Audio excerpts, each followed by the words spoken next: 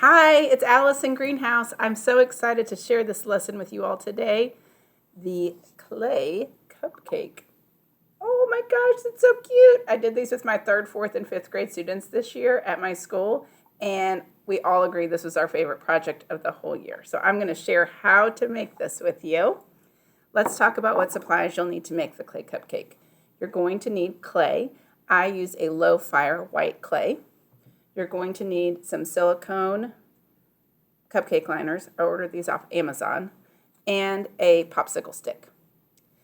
After you fire your clay in the kiln, here's a fired one, you're going to need watercolor paint.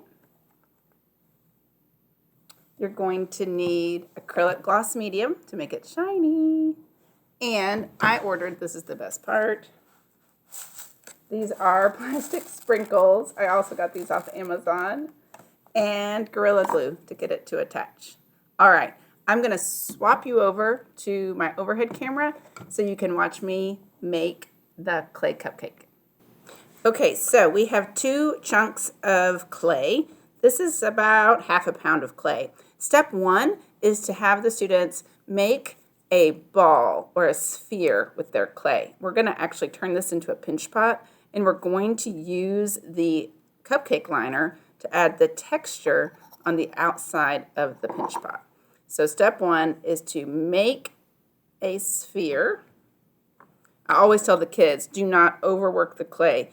Clay dries out so fast. So if you overwork it and it starts to dry out, you're going to end up with a lot of cracks and it's not going to be as pretty. So it's hard to say, take your hands off the clay, but sometimes you just got to stop and take your hands off the clay. All right, once you have your sphere, you're going to put your thumb in your ball like a drill. I'm just rolling the ball around in my hand and drilling my thumb down into there. This is the start of my pinch pot. Boop. Now I'm going to put this inside the silicone wrapper and pinch. Try not to pinch the top edge too much. I don't want the top edge to be really thin. We need to have a nice place for the lid to land. So we're going to pinch, pinch, pinch. Do not stress about these cracks. I'm going to teach you how to get rid of those soon. All right, so there's my pinch pot.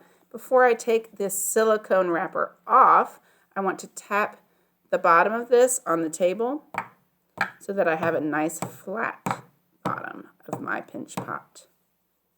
Okay, I'm going to peel off the silicone. Oh my gosh, the kids love this project. And then using my magic eraser, also known as my finger, I'm going to smooth out all of my cracks.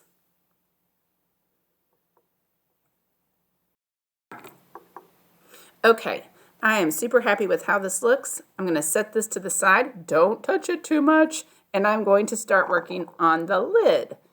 The next step for the kids, I'm going to give them a little bit more clay, and they're going to break this clay up into 3 or 4 portions and turn each portion into a coil.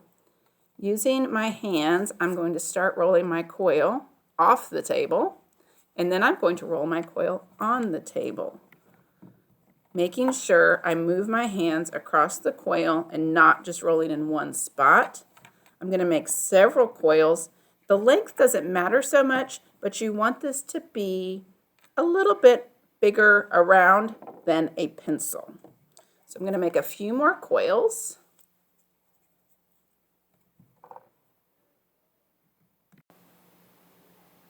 Okay, so I've got my coils. Now I'm going to measure the distance around my pinch pot with one of my coils.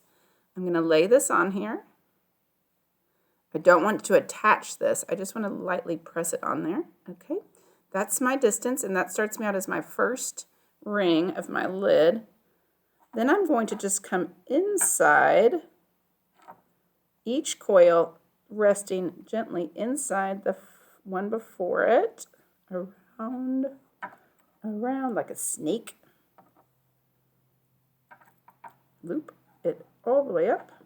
Some of my kids formed this last little loop into a cherry on top.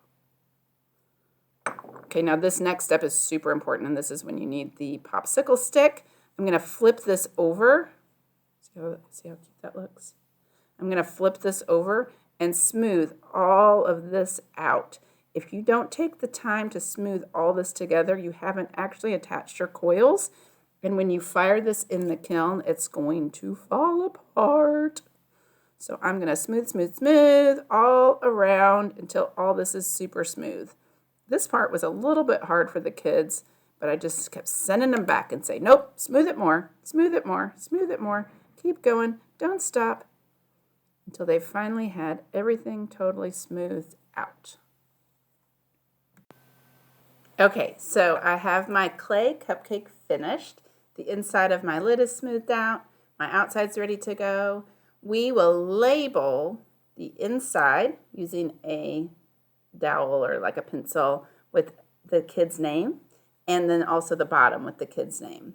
These go in the kiln, and a couple weeks later, we go ahead and take the finished piece and paint it.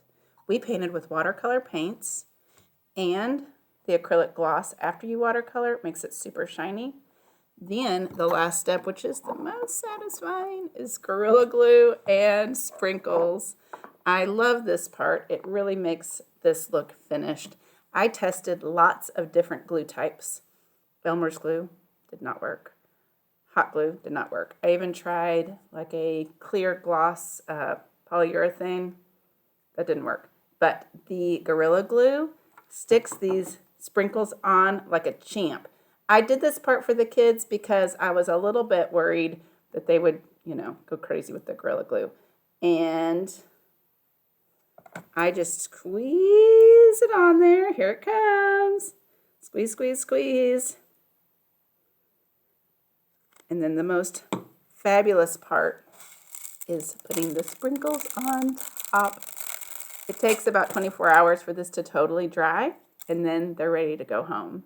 I packaged these up in newspaper and down inside a brown paper bag for the kids to take home. It has been our favorite project this year. Thanks for watching. Bye.